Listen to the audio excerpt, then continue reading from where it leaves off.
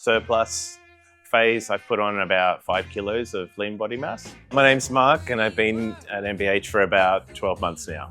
Well, when I first came here, I was quite out of shape. I hadn't been training for about 3 years and put on a few kilos. Since I've been here, I've lost about 10% body fat in my deficit phase.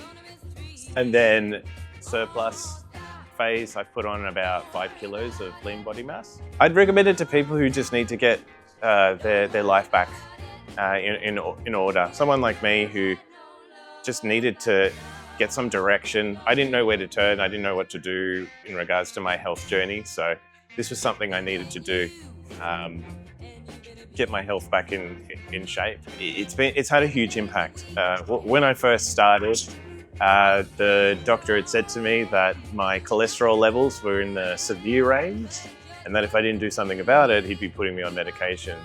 Since I started, my cholesterol level is now down in the healthy range and I don't need to be on medication. So that's a massive, massive win for me.